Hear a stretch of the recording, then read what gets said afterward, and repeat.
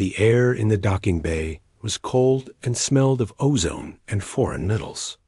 He stood at rigid attention, one figure in a line of 20, his combat armor a dull green against the gleaming silver of the alien ship. They were the first, it was said. The first human mercenary company hired by the Galactic Consensus. A trial run. A gesture of trust. He did not feel like a gesture.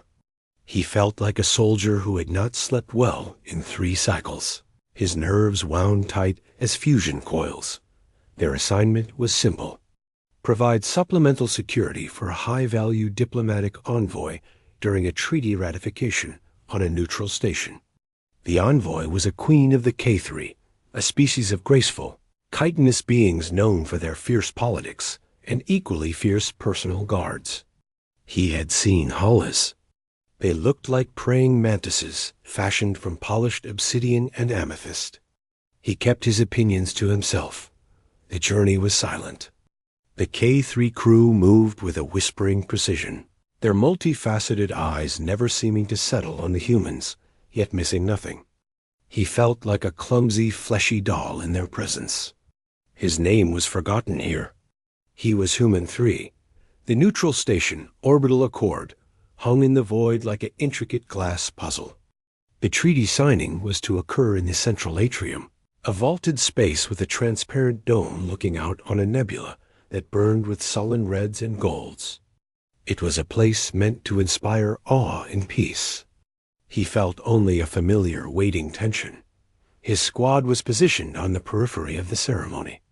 The K3 Queen stood at the center of a small dais, her form regal and still, her carapace catching the light in 1,000 purple hues. The signing delegate from the opposing faction, a sclerotic, mineral-based Grand, moved forward with a grinding gait. The air was thick with formal scent projections and subharmonic music. It happened in a sliver of a second. A panel in the ceiling, not on any schematic irised open. Not an attack from the Grand, but from a third, unseen faction. A shaped charge, silent and precise, dropped straight toward the Queen's dais. It was not meant to destroy the station, only the dais and everyone on it. A surgical, deniable assassination. His body moved before his mind engaged. It was not heroism. It was a mistake. A trained response to unexpected threat vectors. The protocol was to secure the principal, but the principal was 20 feet away, surrounded by her own guards, who were now frozen in a fatal moment of shock. The only clear path was up. He lunged, not toward the Queen, but toward the trajectory of the device. His armor's jump assists whined in protest as he altered its fall with a desperate armored shoulder check. The charge deflected, spinning sideways. It detonated against a reinforced structural pillar. The sound was a physical blow. The world dissolved into screaming metal, shattering crystal, and chaos. The concussive wave lifted him and threw him like a toy. He crashed into the dais, his armor cracking, the breath slammed from his lungs. Darkness, shot through with pain, swallowed him. He awoke to a soft, pulsating light. The air was warm and carried a scent like old paper and incense. He was not in a med bay. He lay on a resilient, organic-looking surface in a chamber that seemed grown rather than built. His armor was gone, replaced by a simple gray bodysuit. Every muscle ached. A shape moved into his field of view. It was the K3 Queen. Up close, she was towering, her features sharp and elegant. Her eyes, large and deep amber, held constellations of smaller lenses. She regarded him, her head tilted in a distinctly avian manner. "You are awake," she said. Her voice was not a sound, but a vibration directly in his mind, smooth and layered with tones. A translator pendant around his neck glowed softly. "Yes," he croaked. Sitting up slowly, "You altered the projectile's path," she stated. "It was heading for you. Your prescribed duty was perimeter security. Intervention was not your function. Your own commanders have stated this. The mental voice was neutral, analytical. He shrugged, a human gesture she likely did not understand. It was a mistake. A reflex. A mistake, she repeated, the word tasting strange in her mind voice. Your reflex sacrificed your well-being for my continued existence. This creates a complication. He learned of the complication as he healed. For the K3, particularly the royal line, fate was not an abstract concept. It was a tangible force, woven by significant actions. A life given, or nearly given, in direct sacrifice for a queen's fate thread created a psychic bond, a tether. His mistaken reflexive act had woven his own simple human thread into the grand and perilous tapestry of her destiny. He was now, irrevocably, part of her fate. To her enemies, and to her own conservative hive council, he was an anomaly, a vulnerability, a piece that did not belong. They will seek to sever the thread, she told him one cycle, as they walked in her private conservatory filled with bioluminescent fungi. They will attempt to kill you to clean the weave. My protection is the only thing staying their blades. But it also makes you a target for those who wish to unbalance me. So I'm a hostage to fortune, he muttered. You are a warrior tied to a queen. Your fortune is now mine, and mine yours. This is the mistake's consequence. He was not executed. He was not sent away. Instead, he was kept at her side, a constant flesh-and-bone reminder of the anomaly. He learned her ways. The subtle flick of a mandible that denoted amusement. The slight droop of her antennae that signaled concern. He, in turn, became a living symbol. To some, a blasphemy. To others, a fascinating curiosity. To a growing few, a sign of a new kind of strength. The attacks came, as predicted. Not with armies, but with secrets and poison. A toxin in the royal nectar, derived from a Terran plant. He, with his human physiology, detected the bitterness the K3 palate could not. An engineered parasite placed in the ventilation of her sanctum, susceptible to a frequency generated by his standard-issue communicator. His very otherness became a shield. He was a variable her purely. K3 enemies could not predict. During a pilgrimage to the crystalline forests of her homeworld's northern pole, a faction of traditionalists struck.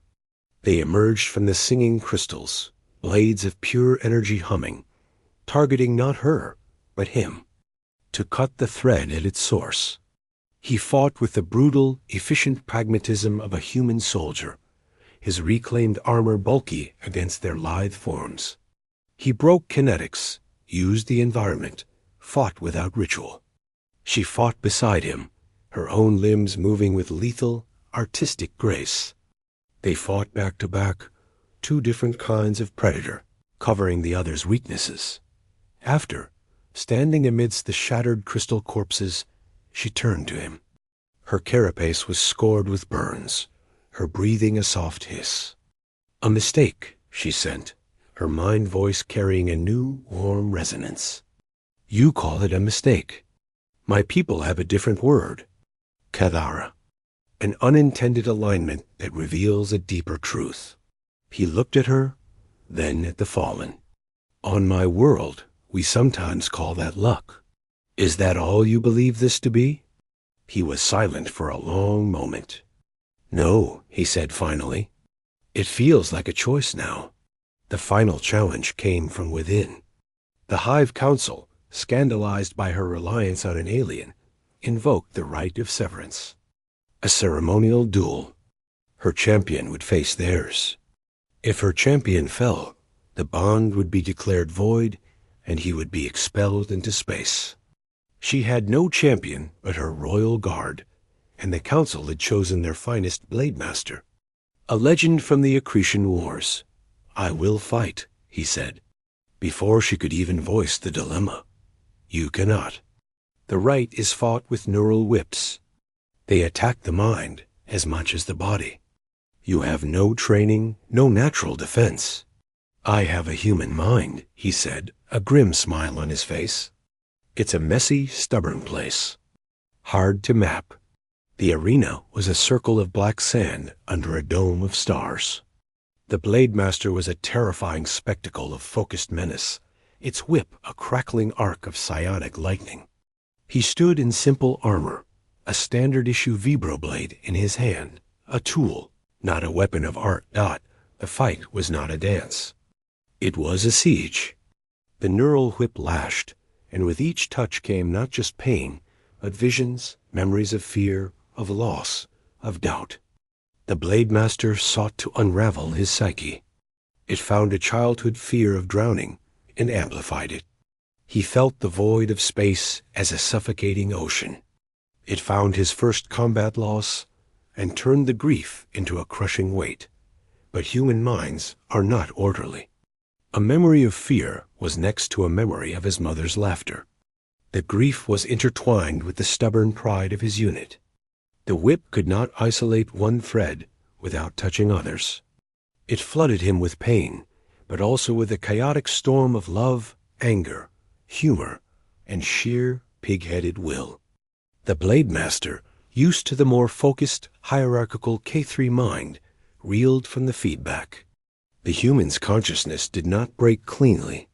It splintered, and each splinter was sharp. He did not win with skill. He won by enduring. He absorbed the storm, his body moving on training and instinct, until the Blade Master, exhausted by the psychic cacophony, made a single slight error. He stepped inside the whip's arc, took a burning strike across his chest that seared his nerves, and slammed the pommel of his vibroblade into the critical neural node at the Blade Master's thorax. The legendary warrior folded to the black sand, unconscious. Silence, deeper than space, filled the arena. He stood, bleeding, his mind a raw wound, but his eyes clear.